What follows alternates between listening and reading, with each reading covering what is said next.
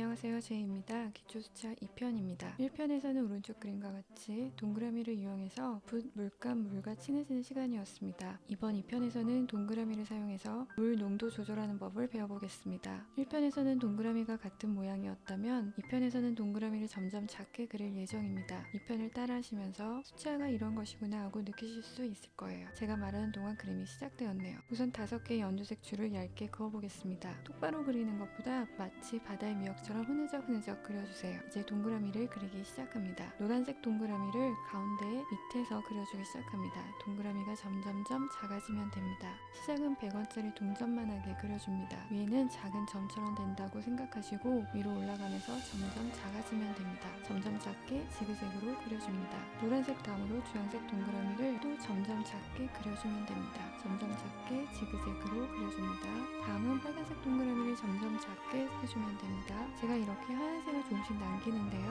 하얀색이 있는 동그라미가 없는 동그라미의 차이도 한번 느껴보세요. 그리고 다음으로는 연두색을 작게 그릴 건데요.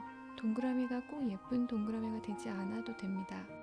다음으로는 파란색 동그라미를 점점 작게 표현해 주겠습니다. 그런 다음에 1편의 마지막에 연한 동그라미 표현 기억하시나요? 붓에 물만 묻혀서 옆에 동그라미를 그려주는 걸 했었잖아요. 점점 작게 다음에는 연하게 동그라미를 그려주면 됩니다. 다음 연두색도 연하게 동그라미를 해줍니다. 계속 동그라미를 그리고 있어요. 여러분이 지루하실까봐 그냥 빨리 감기를 할게요.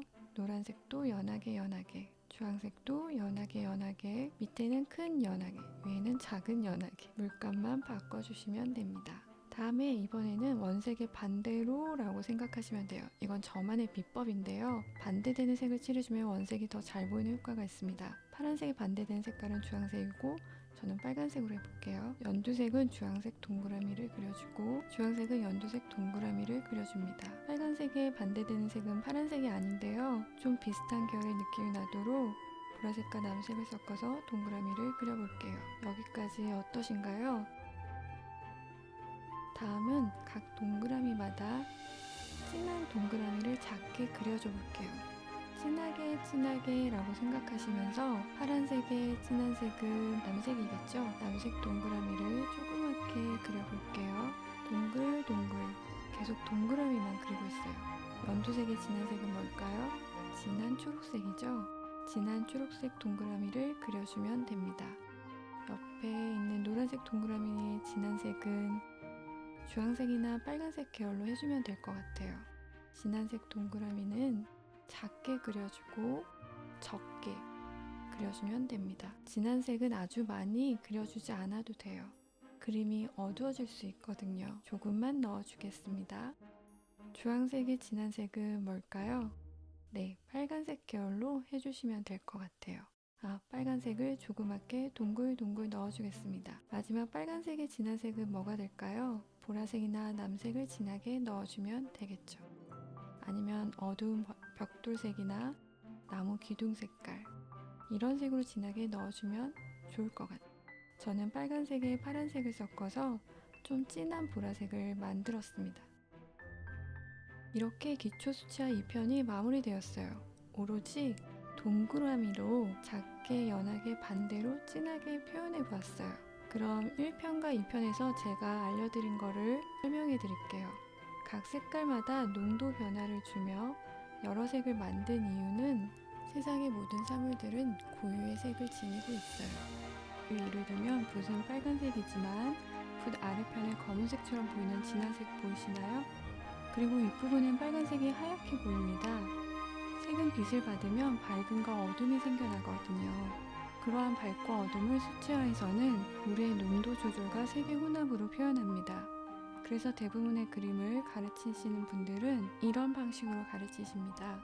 예를 들어 나뭇잎의 밝고 어둠을 표현한다고 하면 초록색에 물을 많이 넣어서 밝게 하고 그 다음에 2단계 물을 조금 적게 해서 하고 3단계에서는 물을 덜 쓰고 4단계에서는 진하게 그 다음에 5단계에서는 더 진하게 칠하라고 합니다.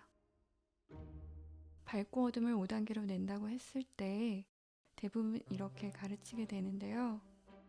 수채화를 처음 하시는 분들은 물 조절을 어려워하세요. 특히 밝은 색부터 물 조절을 시작하면 더 어려워하세요. 그래서 저는 이것부터 시작을 했거든요. 이 색이 3단계의 색이라고 생각하시면 돼요. 그 물체가 지니고 있는 본연의 색, 본연의 색깔에서 저는 점점 이런 식으로 색깔을 변화시켜요. 밝은 색부터 시작하지 않고 중간색에서 시작하니까 어떠셨어요? 1편에서는 붓에 물감을 묻히고 중간색을 만들고 계속 칠하면서 물과 물감이 없어지면서 밝아졌잖아요. 물 농도 조절 연습을 한 거예요. 이 연습을 많이 해보세요. 그냥 물감을 칠해서 중간색을